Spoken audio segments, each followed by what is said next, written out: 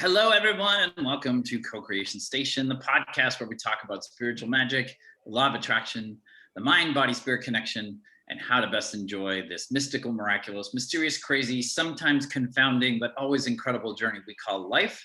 My name is Collin. I'm a musician, teacher, and tarot oracle card reader in beautiful North Hollywood, California. Woo woo. My name is Stephanie, and I am a transformational life coach helping people shift away from negative thinking. In San Diego, California. That's where you are. Thank you. Yes. Threw you a curveball this morning. All right. Well, if you're listening to us on the audio version on Apple Podcasts or Spotify, or I was going to try to remember the other one. We're getting a lot of listens on another platform, and I can't remember it. But whichever platform you're listening to us on, thank you so much. We appreciate it very much. And if you're watching us on our Co-Creation Station YouTube channel, we thank you for that. If you want to follow us, like us, give us a review, subscribe, like the video, whatever, we would greatly appreciate it. And it helps us a lot. Each week here on Co-Creation Station, we have a different jumping off point for our discussion. And today we are joined once again by a very special guest who happens to be my sister, but she's also a chiropractor operating in Portland, Maine. Her name is Dr. Collin Worster. Kelly, welcome back to the podcast. Hey, thanks for having me back. First guest to make a second appearance. We're going to have, if you get 5 appearances, you get a special green jacket. And the handshake, right? 1, 2, 3, 4, 5. You're great. No, you're great. Saturday Night Live reference for everybody who didn't get that. So we start our discussion. Well, welcome back, Kelly. We're glad to have you here. Thank you for joining us. We know it's 3 hours later in Maine. So we start from a different jumping off point each week. And right before we hit record here, we asked Kelly, do you have anything you want to talk about? And you said you had several things, but we're gonna do one. So your number one starting off point is what for us this morning? Ducks. Why ducks? Okay. Ducks. So there's a picture that I sent along, and last week I was at our family lake house that Collin and I pretty much grew up in, and it's on a beautiful lake. Just so you know, describe the picture for those of you. Yeah. Okay. Okay, yes, I'll do that. Yeah. And we have a very close neighbor on the right side. They have the exact same dock. So if you look out at the water, they're basically, parallel. And they go out in the water the same amount. The difference between our dock and their dock is at the end of their dock, they have what is called a water mat. And they're kind of the new thing. I don't know if anyone's heard of a water mat, but basically it looks like a giant yoga mat and it floats on the water. It's anchored by a rope on the bottom, but basically you can go out there and you can't really sit on it, but it's something where if you weigh like 75 pounds, if you're a kid, you could get on top of it and dive off of it. So it's kind of like a fun water feature thing. And so the picture that's being shown for those of you like me who listen in the car and don't have the visual aids, they're on the water mat at the end of their dock are several ducks. And when Collin and I were young, we never had ducks on the lake, which is strange, but over the years, more and more ducks have shown up.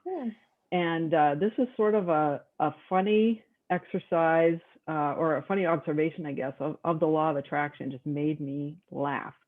So the next door neighbor, awesome lady, Diane, she's just such a sweetheart. She's in her 70s. She comes over, we talk, and she's just a total sweetheart. They've been there for 20 plus years.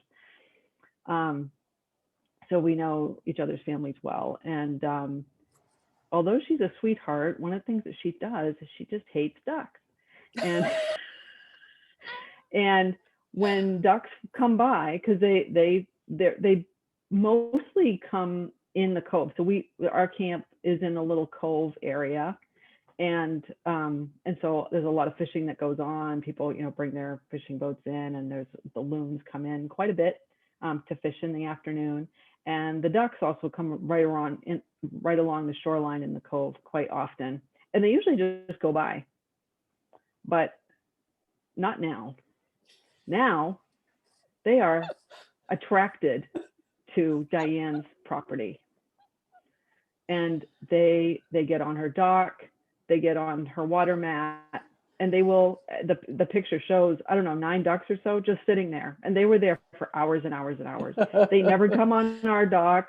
They occasionally, there's like one duck with their baby that comes into our little, where the little beach entry, where we go into the lake. But they don't stay long. They just sit there. And one of the things that is troublesome about ducks is duck poop. And duck poop is tough to remove, especially when the sun bakes on it. And also the bacteria in it causes duck itch. Have either of you ever had duck itch before? Nope. I don't believe It's so. horrible. I've had it once and it's horrible. You get covered with, the bacteria causes these red welts all over your body and you just itch like crazy. But So the dock, that's right. the dock in the picture is your dock? That is actually their dock. It is Okay. identical to ours that Okay. is actually on the left that you can't see in that photo. Okay. But I just think it's funny. It's the same dock. Yeah. There is a water mat there, which they kind of like, but when she sees the ducks, she will run out there and throw acorns and rocks at them. And it's hilarious because she's the sweetest, most wonderful woman in the world. And she'll run out there and she'll just, boom, she'll like help them. She'll just get, and of course, the minute she comes up, they know. Like if I come out of my camp and I stand there and talk to them, they're just like, they swim on by. But when they see her, they're like, holy crap, here she comes, guys, get out. And they just, haul ass away. So it was just so interesting to watch that all week long, every day. And also she has a balcony on the upper, on her upper deck. And so when she's upstairs and she sees them come by, she'll go out of the balcony and throw. She's got reserves of acorns and she just, or sometimes the other day when I was there, she just leaned over the balcony and yelled at them and they went away. But so I just thought that was really interesting. And then when we were there last weekend, we happened to notice that they have a weather vane on their home, and their weather vane has ducks on it. I know. That's what I was thinking. Like, if on the pier she has a duck, I'm like, if you don't want ducks, because they're probably going like. That's interesting you say that, because that's a loon. That wind thing she has. Yeah. She put that out there because that's a loon. And she put that out there because she thought when the wind blew, and it doesn't work that well, but it was it's sort of like a wind thing. Yeah. And she thought that would help them go away. She thought the movement would help them go away. Okay. But it did not. Okay. But anyway, it's such a law of attraction thing where we just don't care if they come by or not. If they come by, we're like, hey, how you doing? And they just keep going. But man, if you're willing to throw acorns and rocks and scream and yell, they're going to hang out for a while. Well, so explain that to our audience, because what is going on here? Yeah, right. That's an awesome question. Okay. So there's for people who aren't watching the video, that's our dock, and so you can kind of see their dock over on the right. Identical docks. Look at all those trees. Oh, my heart sings. Yeah, it's pretty luxurious up there. Heaven. So what's happening, which is such a great question, is for me, I'll speak for myself in my knowledge of the law of attraction. When I engage with something that is bothering me, is not serving me, when I engage with that in some way, and that can mean throwing acorns or rocks at it, it can mean yelling at it, it can mean talking about it incessantly, and being obsessed with it, that actually helps that thing stay in my field. It helps it stick around. And I don't know if either one of you could explain it better, but that's yeah, thank you, Kelly. I think this is awesome because you being a regular listener, and you're having a very different experience than Collin and I are. And I love that you brought this up because it's going to help explain, we're going to be able to help explain people how the law of attraction works. And it really doesn't matter. Well, we do want to pay attention to how things feel because I don't think we were ever told, I know I never was, what my emotions are really for. I always thought they were just something else, but what our emotions are really are our guidance system. And so anytime I'm feeling like, if I'm looking at something and it feels good, I'm going to bring more of that. Collin just put up, I hate ducks with a little baby. He's got his fist up like, yeah. That's so cute. Thank you. So if I look at something and I don't like it and I'm having an emotional response, I want to pay attention to how things feel. And so it really doesn't matter in the sense of, if I focus on something, whatever it is, I'm going to draw more to it. I'm going to draw more of it to me. And that's what she's done. She has a strong emotion and she does not like them, but because of her focus on her attentions, ducks, she's getting ducks. And that's what it's about. And so as a person, I want to give more attention to what helps, what I want and what feels good, because then I'm going to attract more of that. And what I think a lot of us have done in the past and for most of our lifetime is just the opposite. And we don't understand why we keep getting more of it. And so really all this is a practice of knowing. That's why I like calling it the game of life and learning how to play by the rules. Because most of us don't know. Life is supposed to be really, really good for us. And we just don't know how to play the game. And so her attention to these ducks, of course, is going to get more of them. And you and your family are just like, you just have no draw to it at all. And so they come and they go and they come and they go. And you're just like, eh. But her... Collin just put up an image of a bunch of ducks flying. Focus on ducks. Yes. You get lots of ducks. There you go. And so that's a take-home message right there. Yeah. And so we can do that when we put our attention towards something that we really want and just trust that it's going to show up, and it's, the universe, God, spirit has, law of attraction. It's responding, and then spirit, there's a gajillion, a billion, I don't know. I really don't know. There's so many ways things can come to us. Collin and I didn't go into specifics, but I was telling him I've been doing some energy work this past week or two, for a couple of weeks now. And this past week, because of what I've been focusing on, it's manifested. And I'm just like, kind of like, oh my God. And I was like, yeah. And then I said, Collin, I just want to commit to you that I'm going to keep doing it. Because what I've done in the past is done the work, the energy work. Oh my God, it works. And then I stopped doing it. And then of course it stops. Right. So I'm just like, want to keep doing it, and then just trusting it's going to show up in whatever wonderful way it will. And I know that I was raised in the way of, if there's a problem, like focus on it and fix it until, keep doing that until it's solved. Right. I mean, and it's just the opposite of that. It's just the opposite of that. It's from that Vanilla Ice song, if there's a problem, I'll solve it. Check out the hook when my DJ revolves it. That was our credo growing up. Vanilla Ice. Oh, this is gonna be fun. I love it. I had to bring the hip hop in.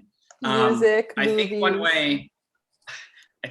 way I was thinking about it too, in terms of that specific story, is because a lot of people get hung up on this of like, what, I'm so clearly not liking ducks. Like, how could I be giving a message to the universe send me ducks when I'm clearly like throwing things at them to get them to go away? Like, why isn't that a vibration? And what something that helps me understand it, this isn't any sort of scientific technical explanation, but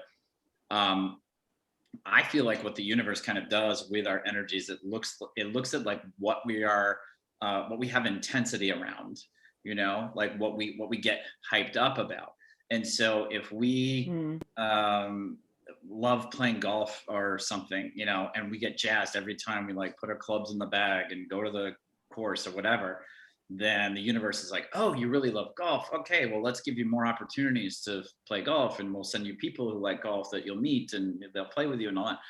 But it's also like, if you listen to the story of the ducks from that perspective, you know, that Diane, I guess is her name, is like so intense around ducks. She's like, ducks, I don't want ducks. You know, she's throwing rocks at ducks and she's like, ducks. And it's sort of, to me, I just picture the universe as like just this very neutral observer going, you know, what do you want to do tomorrow? Oh, wow, you're really having a blast, like throwing rocks at those ducks. Wow, you're all crazy about the ducks. Like all you say is ducks. You hate ducks. Oh God, well, tomorrow I'll bring more. It seems like you really, you know, not that you enjoy it, but it's like, wow, you're really into that, you know? The and energy so like, of you is ducks. Yeah. Yeah. Yeah. And the universe is like, wow, you're really wound up about this. All right, I'll give you some more. It seems like you're really into it, you know? And we always think like in a more intellectual framework of like, well, no, I don't like ducks. But the thing is, if you think about your body, if I am playing golf and I'm having a great day and I don't play golf. I don't know why I picked I that know, as an I was example. gonna say, like, where did golf come from? But like, let's say, you know, it's a par 4 and I get it in 2 and it's like amazing. It's the best I've ever done on that hole or whatever. And I'm like, yeah, I love golf. I love this game. You can feel like my body is doing the same things with like adrenaline and like dopamine in the brain and all that kind of stuff.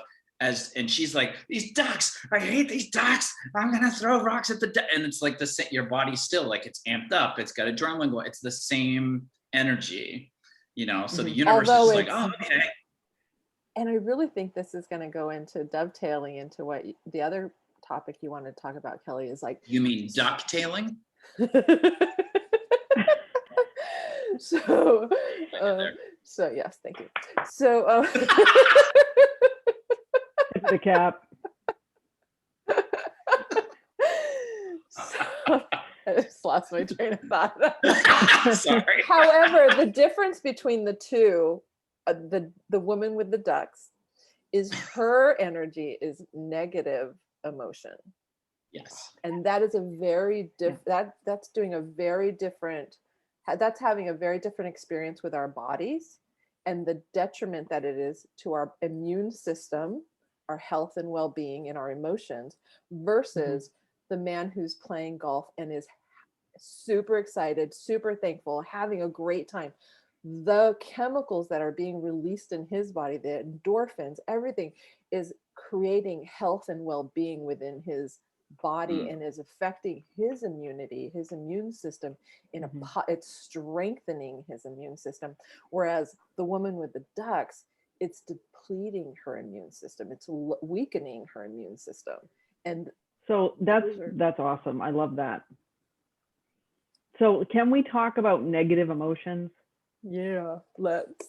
I really want to talk about that. That was one of my, I think it was the last, I know this is a few weeks down the line now, but the last podcast I listened to, you talked about negative emotions. So I want to know more about that, because I know for me, and I know for many of us, we were taught that emotions like anger and sadness aren't allowed, that those are things you shouldn't express or have. And so that can come out as a game of whack-a-mole in other ways that aren't helpful. And so I'll just explain for me how I use the art of allowing and the law of attraction for emotions like that. I think those emotions are healthy, and I think we should feel them. and then I think we should move on. And that's how I use them. If I'm really sad, if I'm really angry, if I'm frustrated, I feel them. I usually express it to another person to just be seen. And then it's like airing it out works, for the most part. And sometimes it's really, there are some things that are just very painful and don't just move through. And so the way I work with that is I put on some, first of all, it's so important to acknowledge it, maybe talk to one or more people about it. And then I put on, really great too. Yeah, I hate journaling, but I know that that's really good. Well, for those of us who do, it's one of Yeah. I always like to think of it, pen and paper, we always have that available nowadays with electronics, and just expressing and letting out. It's the least expensive, readily available form of therapy that exists, I believe. Great. Yeah, that's great. And then put on some 90s hip hop, do something to shift the energy, because there's this great phrase, I can't remember exactly what it is, but there's a difference between feeling emotions and picking out furniture and living in those emotions. So that's basically how I see it. So I kind of wanted to get your take on it and talk more about negative emotions versus positive emotions. I'd like to jump in really quick, because I think this is really important. It's something that I get confused on sometimes. I think a lot of people get confused on, because you're right. A lot of us come from, homes, childhoods, backgrounds where we get, taught, don't feel these feelings. And so that can lead in adulthood to, like, you repress the feelings, and you have a habit of not fully feeling your feelings in the present. And so you're continuing to add to this like warehouse of like buried emotions. And as you say, the whack-a-mole thing, like those come out in other ways. Like you get, inappropriately hugely angry over small things, or you burst into tears over small things or stuff like that. And that's really that buried emotion. So I think it's not that Law of Attraction, Art of Allowing work recommends like not having emotions. And I'm not wild about calling them in The Secret. I put that up on, for those of you listening, I put up the graphic from The Secret, the movie The Secret, where they sort of give you this graphic of good feelings and bad feelings. And I'm not wild about calling them good or bad or positive or negative, because I think that sort of gives you the message that you should be feeling the good or positive feelings, and you shouldn't be feeling the bad or negative feelings. And I agree with you, Kelly, that I think both happen. Pain happens, sorrow, sadness, anger, frustration, all of those emotions happen. And I totally agree with you. I think the natural way for emotions, for us to experience them as humans, is for them to kind of move through us for a time. And if we let them flow through us, they do sort of end. It looks like we lost Kelly. She dropped off the Zoom. Hopefully she'll be back. She will. But just to finish, I think what I've learned from Law of Attraction, Art of Allowing work is that there are also a lot of times where my thoughts unnecessarily create the feelings that I think what I can get behind is that those feelings have a low vibration. So anger, sadness, pain, those have a low energy vibration. It means that your being is not vibrating at a high rate. To me, that doesn't mean it's vibrating at a bad rate. It just means you're vibrating at a low rate. You're not going to attract a lot of like wonderful abundance while you're in the present experiencing pain. But I think what I've learned is that we can change our thoughts so that we're not thinking those thoughts that unnecessarily generate low vibration emotions. So in other words, if you, for example, if you have a really bad commute in a major city and it really frustrates you, you have two ways you can think about that. One way is you can get frustrated and angry every morning and every evening on the way home and go, oh, I hate this traffic. And what you're doing there is like you're getting into a low vibration of frustration and anger. You're not a bad person, you're a fine human being. But by getting into that low vibration, what you're doing is you're attracting more traffic in your future because the universe again is like, wow, you're really wound up about traffic. You're really obsessed with traffic, like I'll give you more traffic, I guess. Whereas you can change your thoughts and think, okay, maybe this isn't the ideal situation. Someday maybe I'd like to not have this commute, but today I have it. So I'm going to enjoy it. I'm going to listen to great music. I'm going to use it to relax. I'm going to use it to listen to a guided meditation. I'm going to use it to listen to an episode of the Co-Creation Station podcast and learn about the art of allowing, but then you're putting yourself, it's the same situation, and you're thinking thoughts that have a higher vibration, which means you're going to attract, number one, you're just going to be happier in the moment because you're not fretting. Or just feeling better, soothing yourself. Feeling better, right? Yeah, softening and the resistance. You're going to attract more pleasing situations in the future and fewer displeasing situations in the future. So to me, that's different than when, for example, a loved one passes away suddenly. Like I would expect a human being to experience sadness, loss, pain. And I don't think that is like, oh, well, if you want to do the law of attraction, you better not feel like sadness, loss, and pain. Absolutely. It's like, that's part of the human process. The traffic example, though, we have control over. Like we can choose to look at how we view traffic mentally, and we can have influence over what feelings, therefore what level of vibration am I creating in the traffic situation. Right. Excuse me. Have you gotten a text from Kelly? I would have imagined she would have come back on by now. Let me see. Yes. Her Wi-Fi crashed and she's rebooting her Wi-Fi, and then she will log back in. Right back. Okay. So it's not live TV, but we don't edit. So there it looks she like is. Yay. Welcome back. I'm back. Yay. So I am someone who is learning more and more over the years that it's important for me to feel the emotions, whatever they are, and be with them and allow them to pass. As you said, Kelly, like they don't last forever. Collin was just mentioning the difference between my negative emotion when I'm in traffic and getting like snarly because I'm in traffic versus a loved one's passed and I'm very sad and just like aching and pain, and how those are two very different things. And yet with the traffic, I can like try to soften the resistance and think of a better feeling thought and, switch the channel and maybe listen to some music, what have you. Yet with the, a loved one passing, I need to feel the emotions. And that, and I agree that I think a lot of reasons why there's so much disease in the world, whatever it may be, cancer, various forms, et cetera, different ailments, is because it's dis-ease. Mm-hmm. And most people do not allow themselves to feel the anger, to feel the pain, the disappointment. And so it stays trapped in our bodies.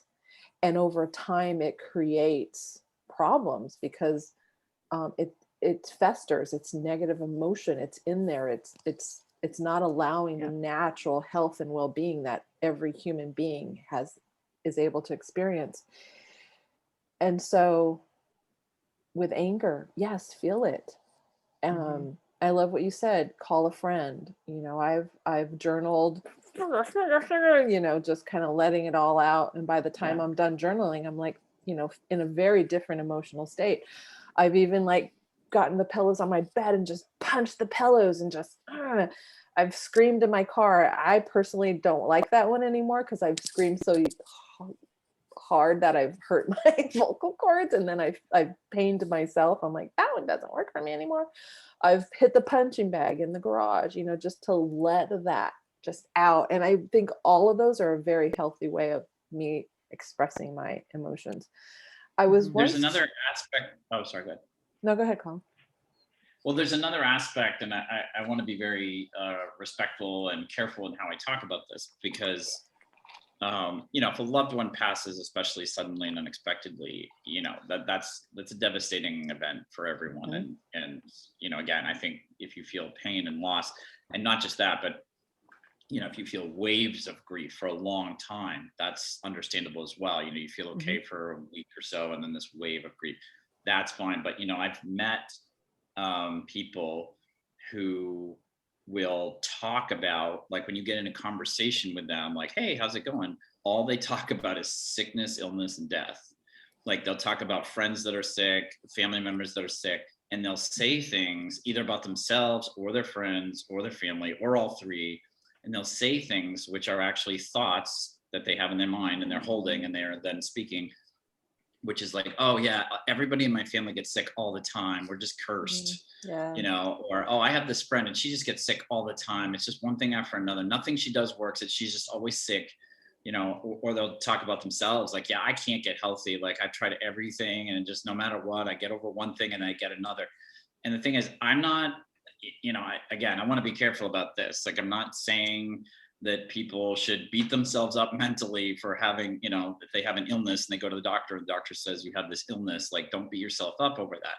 But our thoughts and beliefs around health work the same as everything else with the law of attraction and art of allowing. And if you go around thinking, believing, and saying, oh my gosh, I get sick all the time, or my family just gets sick all the time, or everybody in my family dies at an early age, like, those are, things you're sending out into the universe, and the universe is like, oh, okay, you not enjoy, but you get really intense when you talk about sickness and death, and you Focus spend and a lot of time. attention. And so That's where the let me give focus you and attention is. some more sick friends. Let me give you some more sick relatives, and so, I mean, I think it's one of those things of, like, it's a balance, for me. It's like, people, we're human, we all pass, we all transition. So people close to me pass, and they're going to keep doing that as long as I'm on this earth. And I'm not going to try to, like, not feel pain, not feel loss. But I also do affirmations as often as I can. Like, I'm in awesome health. I love my awesome health. I'm very grateful for my awesome health, and I do prayers about, like, oh, I just wish health for all my family and friends. My mother, Kelly's mother too, has been having health struggles for a while. And I pray for her every morning, for her to receive healing from the universe. I don't sit around and complain about, like, oh gosh, my mom's sick, and because I want to aid her, not send more negative energy, more negative vibration to attract more trouble for her. So I think that that's an important element to this, is that as I view it, like, if you're sitting in the doctor's office and you get a diagnosis, like, at that point it's manifested. So if you have feelings, if somebody gets told they have cancer or something, like, that's it's natural to feel fear, panic, sadness, confusion. But just in general in life, if you start thinking, speaking, believing, I'm in great health and I love that. I love how I'm healthy. I love how I love taking care of my body, and I love how I love eating healthy foods, and I love how I love exercising. And I'm really grateful that the universe, responds with giving me wonderful health. And I'm really glad that all my friends are healthy and my family's healthy. And, if you have those thoughts, those beliefs, those things you're saying all day, that has an effect. So. Yeah. And too, I had an experience back in 2010 where I was diagnosed with fibroids, and I wonderful book called Women's Bodies, Women's Wisdom by Dr. Christine Northrup. And I looked in there, what are fibroids? I was pretty devastated. And in the reading, I discovered, that chakra area represented relationships and creativity. And at the time, it just really struck me, because I wasn't happy in my relationship and I wasn't being creative. I was suppressing my true emotions around all of that. And it was really eye-opening for me to see. And that was the beginning of me really being honest with myself about how I felt and what I needed to do in both of those areas. And so I could see the correlation. And I think, go ahead, Collin.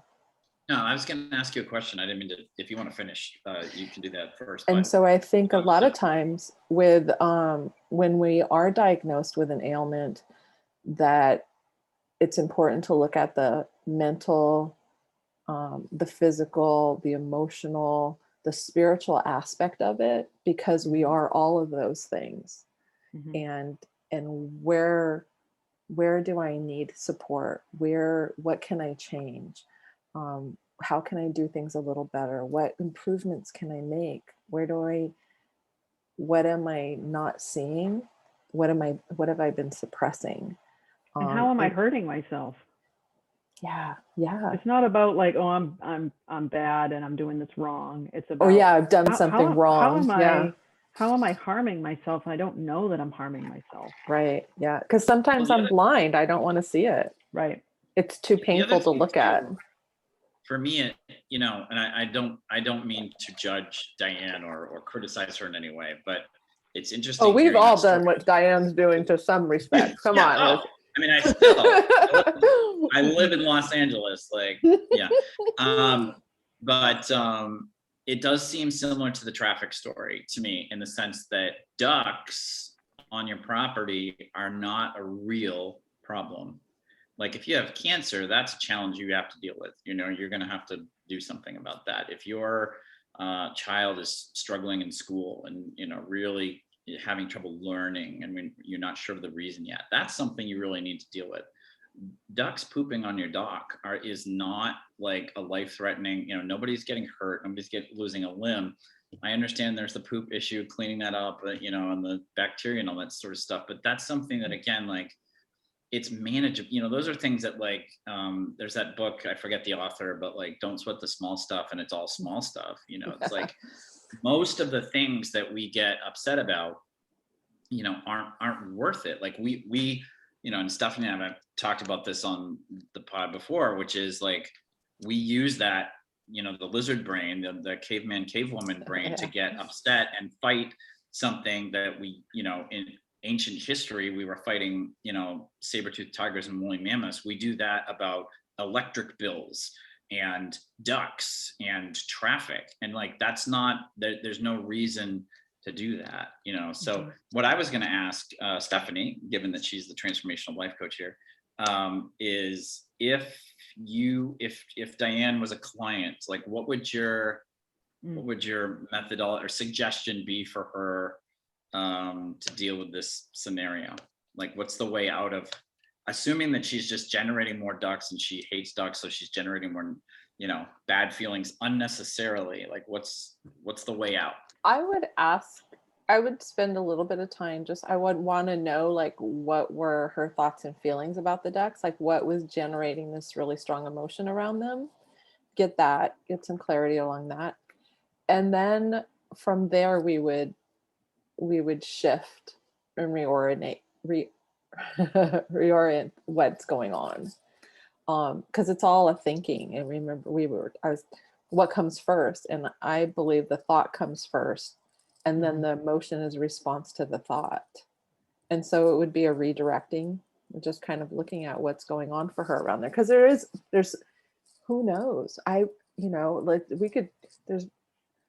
There's one or two specific reasons why this is a strong, compelling, negative emotion for her. We don't know what that is. And looking at that, who knows, maybe, like, I know my daughter has aversion to birds because when she was a little girl, the bird flew out of the cage and flew on her, and she was just freaked out. We all have these little traumas that happen to us throughout our childhood, and maybe it's a disrespectful thing to her. She doesn't like poop. I don't know. Like, we have no idea. I mean, in her defense, who likes poop all over the place? I mean, and I never heard of duck itch, and it doesn't sound like something I want to experience. So yeah. So, but I guess, yeah, I'm really grateful that you said that, because I think it's easy sometimes when I think about the law of attraction and I observe a friend or a stranger or something, like, sort of getting upset about something, and I'm like, because I'm an outside observer, I'm like, dude, you don't need to get upset about that. Like, what are you doing? And I don't know what is behind that. It's really easy to just say, well, dude, if you're going to yell at this thing, you're going to get more of it, which there's some truth to that. But sometimes there's something deeper that somebody needs to work through in their own process, whatever, therapy or, whatever. to get to that, but separate from that, I would say, like, if she asked me, Yeah. I would say is it's going to be really hard, but like, make the ducks your friends, because it's one of those things of like, as long as you're resisting it, it's just going to keep coming. Okay, And so that could be a big jump for someone who really hates ducks. Totally. Yeah, totally. And so my suggestion would be to ask about her property. If it's her main home, what do you love about it? What do you like about the lake? What I would redirect to some other focus and have her focus more on what's going well in any other area. We probably wouldn't even talk about the ducks. I would probably want a little bit of information at the beginning, and then redirect her into, because you say you love Diane. She sounds like an amazing woman. She's got this beautiful property. Look at that view. Oh my God. So she's got great energy.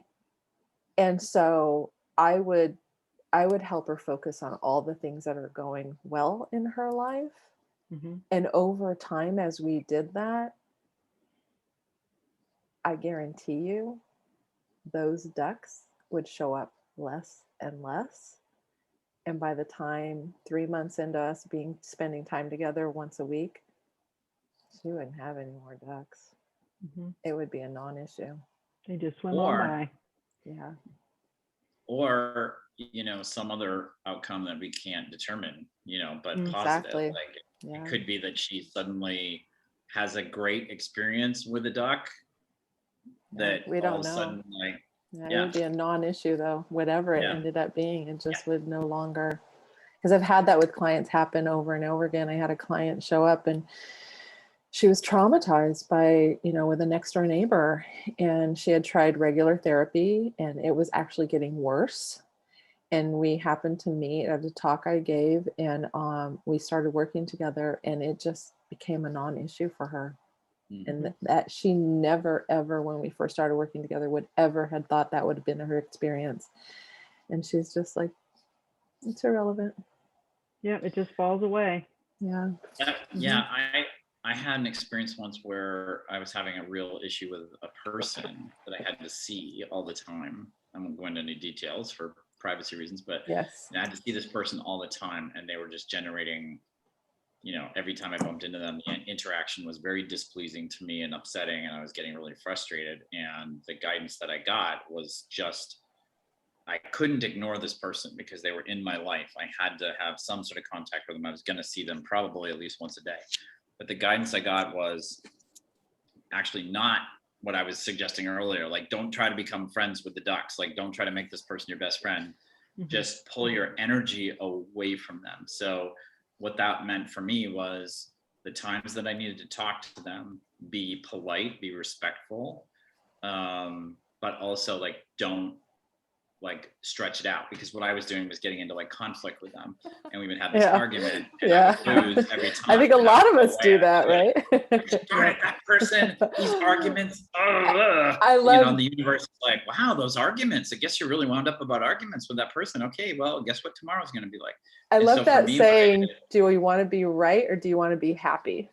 Yeah, totally. So what I just did was, but that was what was confusing to me at the time. I remember feeling like, well, I can't get rid of this person, and they are opposed to me, and they bring up things that I do not agree with. So what the heck am I supposed to do? And the guidance really was like, you don't have to fight it. Like, and they're not going to win if you just take your energy back. So you don't be rude. You don't be like, you don't ignore them. Like, oh, I don't see you. Because that would be weird.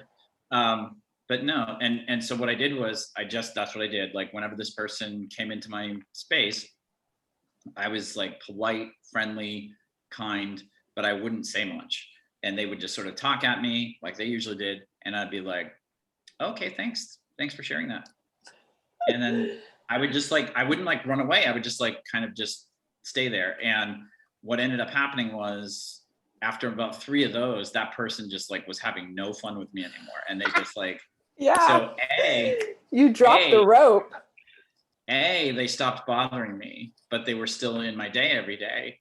But I got to a point where I was like, oh my God, I don't stress about this. And I wouldn't have believed you if you told me before I started pulling my energy away that like I would literally be around this person and not obsess about how wrong they were all day. And I did. I was like, story. You know what? If this person's in my life for the rest of my life, I'm fine. Yeah, but the funny part was 3 months later, they moved to another city far away. And I was like, what? That was one of the biggest like law of attraction things for me, because I was just like, I was really trying to figure out like, how do I beat this person? How do I defeat this person? And how was that working for you? This argument.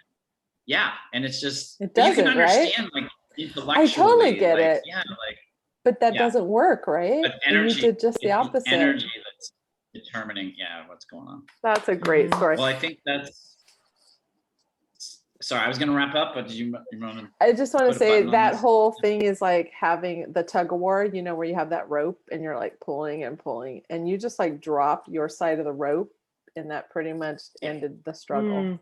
It's a great metaphor. I did want to say that no ducks were harmed in the recording of this podcast. We're very pro-wildlife here on Co-Creation Station,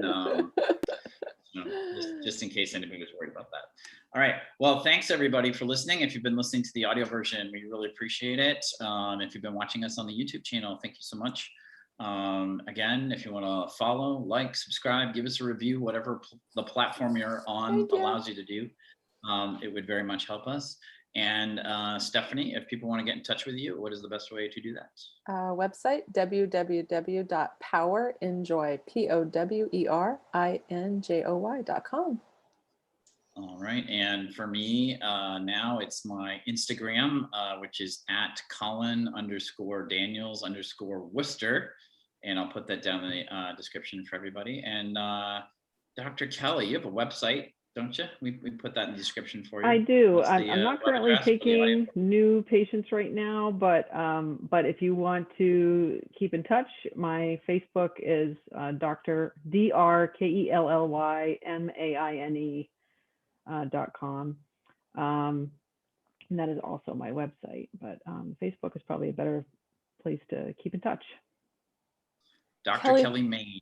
Thank you so much for joining us today. We've loved having you. Woo! Great questions, by the way. Yeah, great topips. Thank you. Wonderful. I hope everyone enjoyed it. We sure did. You snuck in the immunity. See you next time. I heard that. I was there.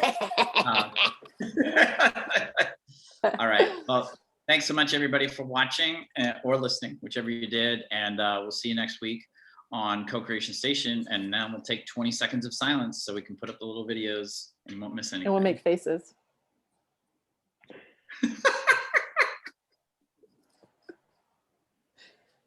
I don't know why we didn't have that idea before. That's a good idea. The faces that you won't see because... And the audio version, people are like, this is really unfair now because we can't see what's going on. All right. Have a great week, everybody. Bye.